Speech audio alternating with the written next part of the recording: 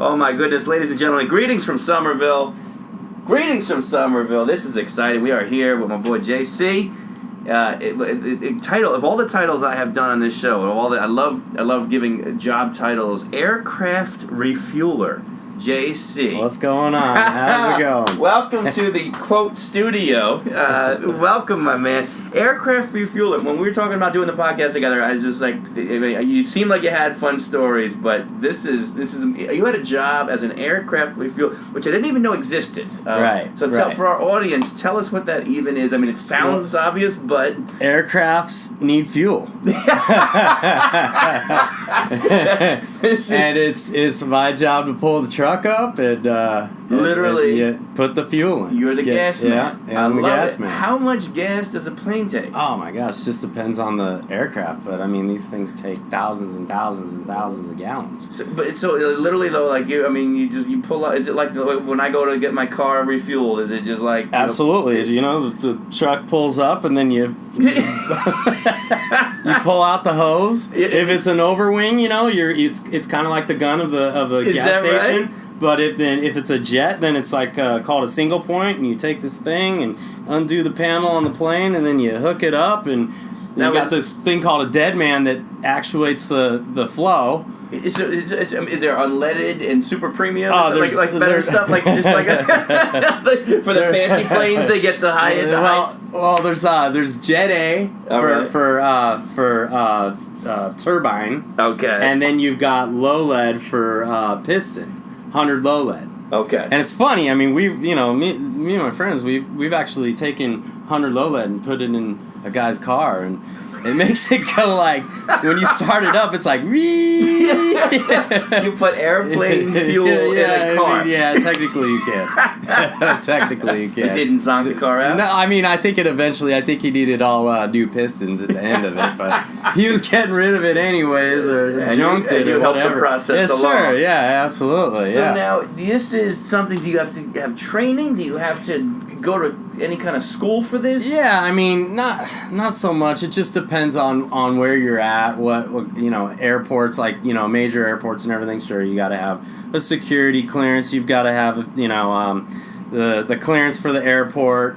You've got, if you're driving trucks, you got to have your CDL, all that stuff. Okay. But then procedure is procedure. Whatever aircraft is a certain procedure. Right. If it's overwing. You got to break out a ladder and like a high wing, low wing. You got to find. Do you ever not be able to find like where's the gas tank? I rent cars now. Oh my gosh! Rental cars now. I don't know where it is. There's a button that releases it. I don't know how to put fuel in. I'm sitting in the gas. Every time I rent a car on the road, it feels so bad because these guys are like literally like open your. I don't know. There's a button release. I can't find it. Right.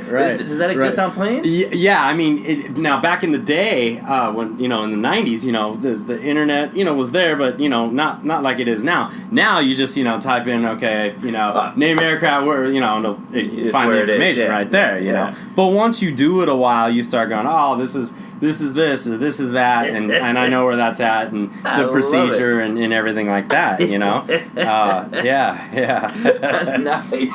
Now, what are the hours like then? Is it a 24-hour job? It's 24 hours. There's always planes that want fuel. Absolutely. Right. And then if you're depending on where you're at, what airport you're at, what type of aircraft are coming in. I mean, like, major airport, that's 24/7. I'm sure there's hours of certain things, but a pilot can call in and dictate when he's going to be there, and there'll be somebody there. And need some. And if it's a jet, he's going to need fuel. He's going to need lavatory service. He's gonna need the whole thing. Catering. Whatever. It's just do you work for an airline? Do you work for the airport? Do you work for both. Okay. Yeah, both, because there's only one fuel provider. So there you have. All right. Yeah, so they all need you. Yeah. Okay. Yeah. Have there ever been any emergency situation? Like you got a call, like, hey, man, we're out of gas. We're coming in. Oh, absolutely. Really? Yeah. Oh, yeah. Yeah.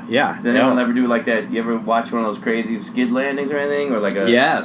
Really? Yeah. No way. Oh, yeah. What happened? They were out of gas, just so many different factors that can happen. I unfortunately watched a plane load up too much on fuel, and this was in Tahoe, so the elevation is 6,200 elevation. All right. So each each gallon of fuel you put on is roughly 5 to 8 pounds of weight. Oh, wow. And the guy loaded up his little plane. Yeah. And then I watched him take off, and then his, like he had it, It was too totally pinged, He couldn't get any more lift. And yeah, he went down. No way. Absolutely. Were you the one that loaded the gas? Yeah.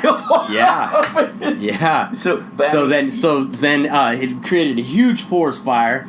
The airport, everything had to go out there. Then then a big old investigation, and yeah. I mean that's normal. I mean that's. And what is your responsibility in that? You just put the gas in as you were told. It's always pilot's discretion. You betcha. All right. Exactly. Yeah. You gave so the gas. I'm like, hey, bro, I'm not. Hey, the density. It's called density altitude. All right. And when the hotter it is at a higher elevation, the less lift you have.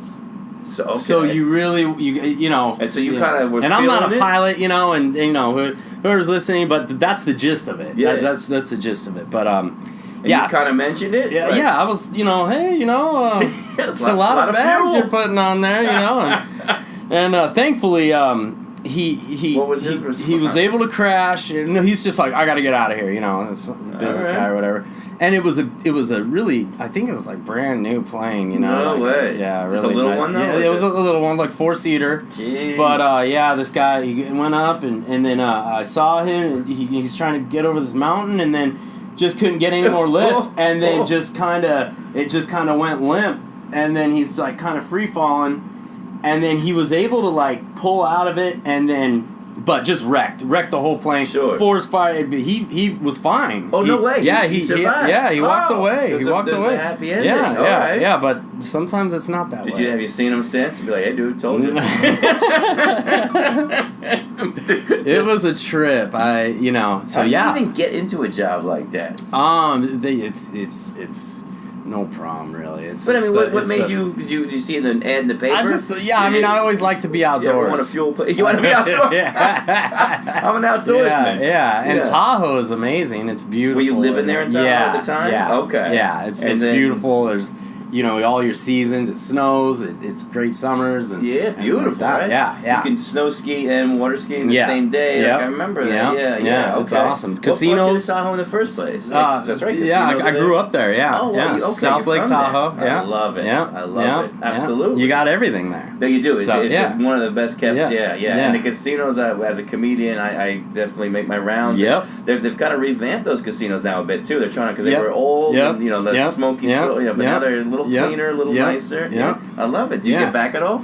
Yeah. I went out there this summer. The boys still back at the old yard? Yeah, going? absolutely. I love it. So I would think in the business you must have then stories. It must have famous people, or I imagine passing through. Yeah. I've got a couple here and there. What was your? So meet anyone famous? You ever fuel a famous plane? Yeah. There's they all use them. It's just.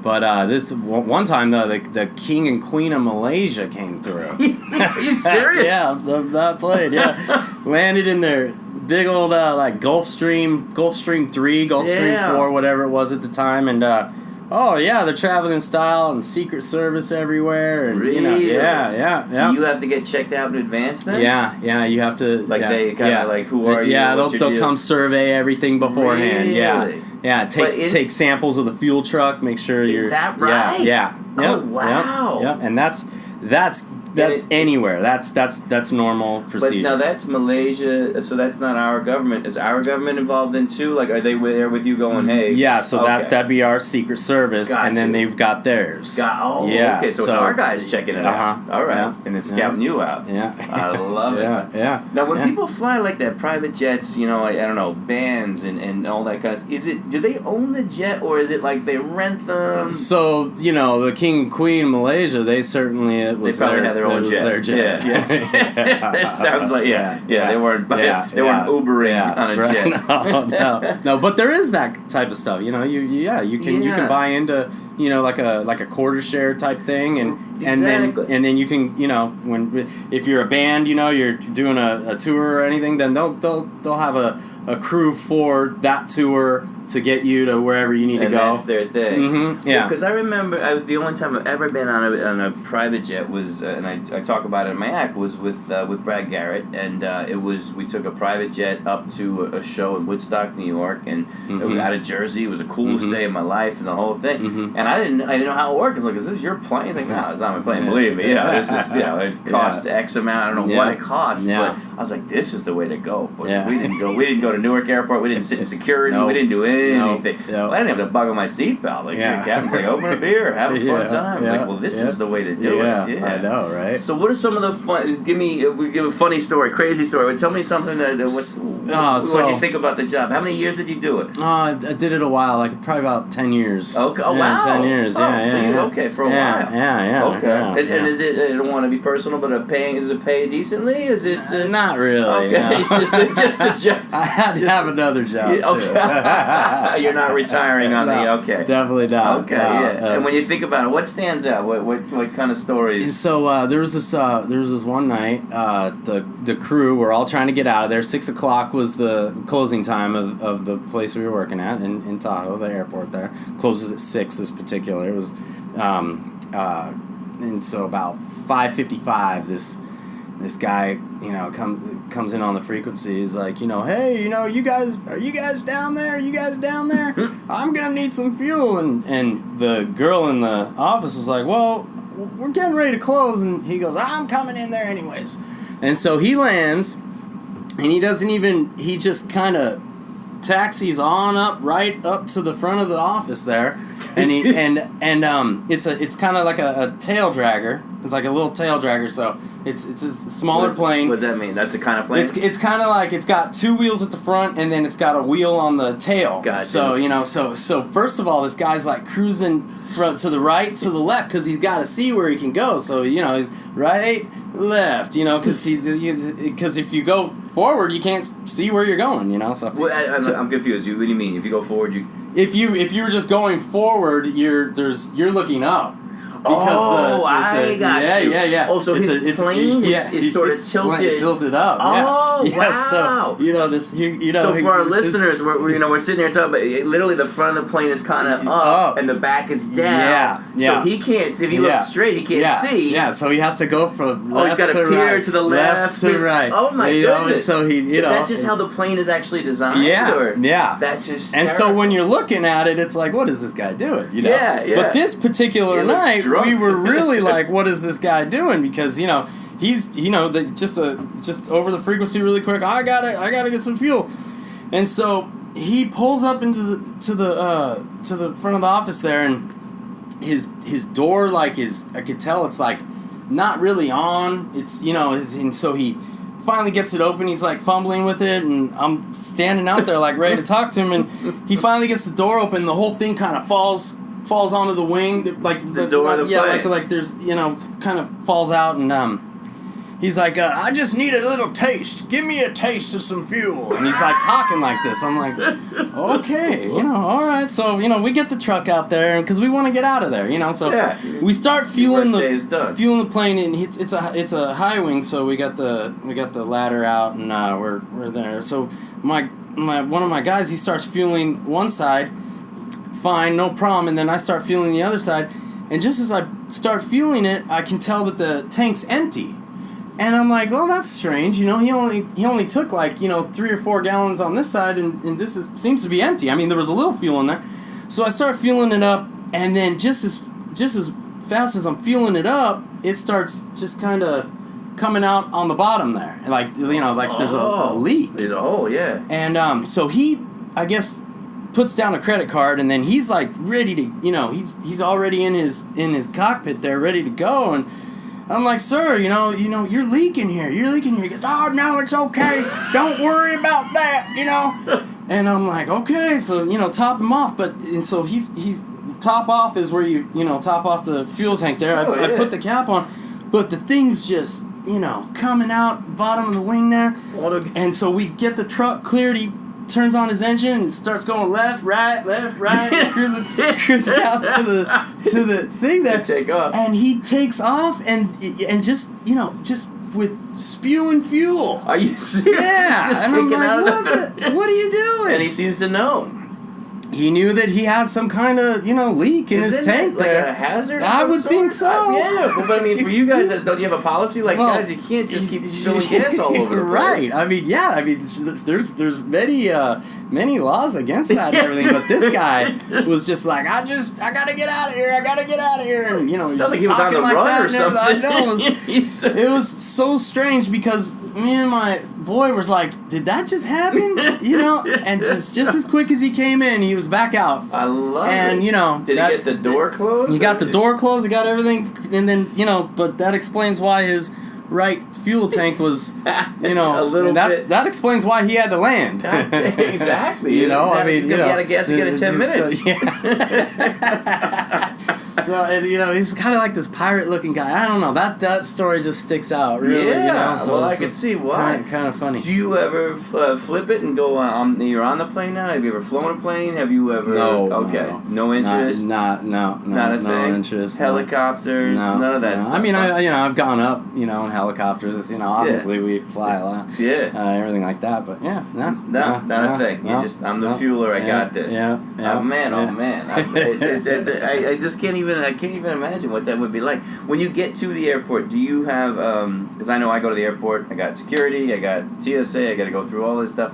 What happens to people who work at the airport? Do you have to go through all that stuff every time you get to an airport? Again, it just depends on the establishment, you know, what airport you're working at and everything. Okay. Yeah, it just depends, But, like, you take Seattle, for example, or any kind of major airport. Sure, you got, if you're a fueler, you got to park your car. Then you got to go through TSA and everything. But Is that right? That'd be like an employee one where there's no lines or anything. Right. Because I always think, like, the person, I buy my coffee from the woman, do they all have to go through the same stuff I go through? Yeah. And they all have to be, like, no, like, felonies, no, this, is there, like, a... Yeah, to work in an airport, I believe so, yeah. Are you a federal employee? No. Just a gas man? If you're a federal employee, you'd have probably be a better job, I would think. You're exactly. That's actually true. How many guys are there like you? Is there someone, because you said you closed at 6, but is there someone there 24 hours? Well, yeah, so then there's an on-call number, and obviously, if you're going to come in after hours, somebody will be there. All right, and then they know how to radio in just to call you guys, or what? Yeah. It'll be a frequency, or you can, I guess, get down low enough to catch a cell phone signal, I guess. I'm not sure how that works. Is that right? I guess in this day and age. Yeah. Call from yourself. Again, I'm not a pilot, don't have any experience, can just tell you from the ground operations, Right. But, I mean, plenty of pilots would call in on the phone. Yeah. So I guess there's something up there. I guess that works, Yeah. I guess I walk too fast down the street, I lose my signel. I don't know, these guys are doing something. What service that is. It's not Sprint, that's for sure. Apparently Well, let's bring it home. You said you had another story. Yeah, you were telling me in advance. You're like, this is a good story. This is a really good one. So, in the 90s, late 90s, Tahoe was trying to bring in airline service. All right. To a small little airport, runway super small. Airline service meaning an airline, that would service United that would service the Tahoe airport twice a day. All right. Once in the morning. Smaller airport, I assume. Yeah. Once in the morning, once in the evening. I believe it would come in from Vegas or Sacramento, land in Tahoe. You could either, if you were, you could get a one-way, from Sac to Tahoe. It was really nice service. Kind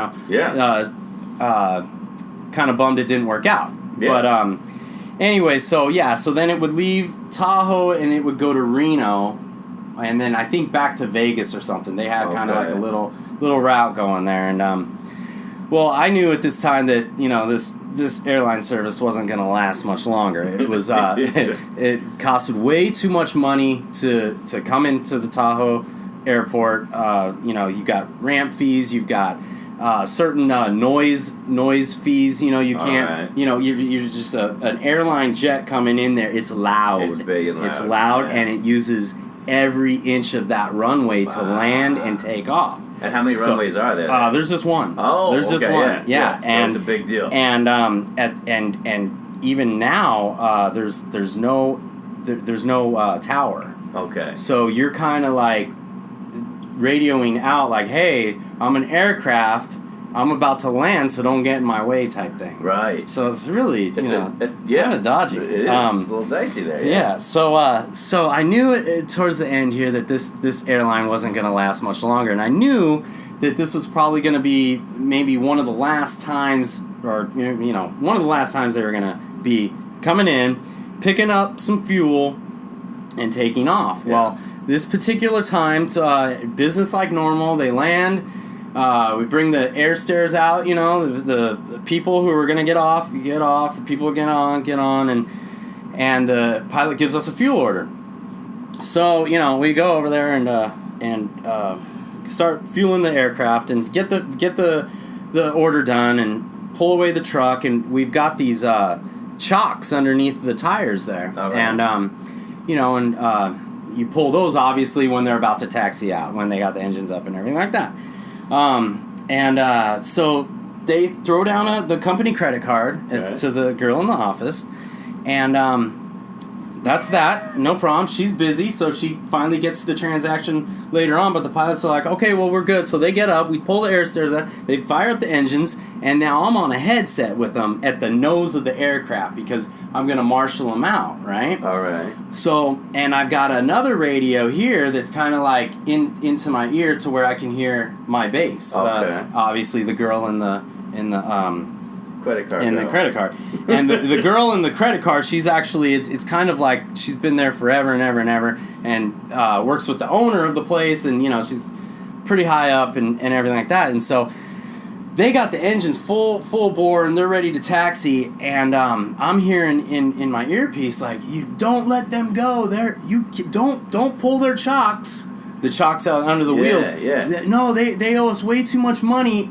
Their credit card did not go through. I love it. I love that. So, by the way, how you pay for you just pull in and you have a credit card. I love how much is it to fill a plane? It just depends. I think the going rate right now is like $5-6 a gallon for the jet. And how many gallons? Well, at this particular time, they can't take on much because they got to get back out. Don't forget the density altitude. And now we're talking a huge jet. Yeah. This is a huge jet. And so I'm hearing it, in my ear. "No, don't let them go. Don't let them go. Don't pull the chocks from their tires. You got to tell them right now that their credit card did not go through and that we need a cash payment before they leave here." Cash before So I'm on. So they got the engines. It's loud. It's loud, and I got the headsets on, and I'm like, "Hey, guys, I gotta say, it looks like your credit card did not go through, and we're gonna need payment, immediately before you taxi out." So all of a sudden you hear the engines cut. And so one of my guys brings up the stairs. You see the door open. These guys one of the pilots comes down the stairs and heads to the nearest ATM, pulls out I'm following him, pulls out the cash, hands it to me, and then I take it to, the girl in the office. How much cash? It was $1,000. No, it was. I think they only took on like a couple hundred gallons. Okay. So it wasn't much. But the thing was, we were holding them for so long. They owed us a lot of money, and we weren't gonna, have that anymore because we kind of knew that they weren't gonna be coming around anymore, and they already had money on the books. So, anyways, we made them pay. So the pilot hands me the money.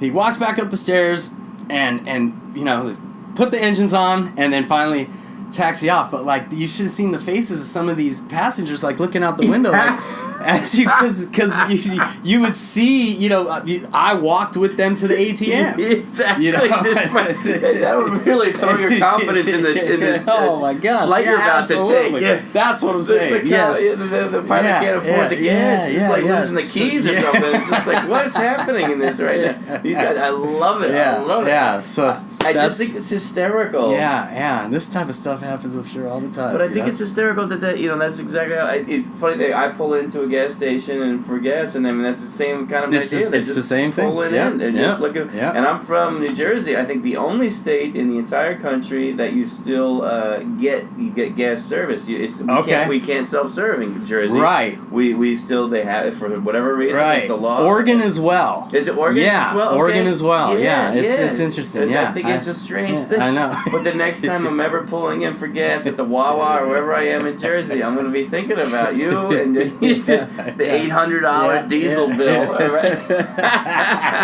Well, man, I cannot thank you enough for sharing the time with us. Thanks for having me. Yeah, man. No, it's funny. I try to, we always try to go for quirky, different, the road less traveled on the podcast. Yeah. And as soon as I heard this, like, oh, we definitely got to talk about that. But your days are done. The fueling are over. Yeah. Do you ever, when you're fueling up your own car at home or something, do you ever like look back and go, those were the days? I just don't miss the fumes and the smell anymore.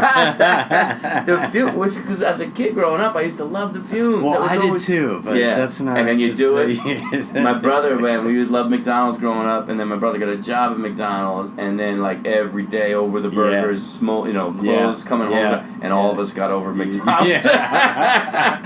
JC, thanks for hanging out. Greetings from Somerville. Thanks for having me. Guys, you check out all our stuff. Please like and review us and follow us on iTunes. Greetings from Somerville. You can listen to all my comedy albums on Spotify. SiriusXM has been great. They've been playing us a ton. We'll talk to you next time.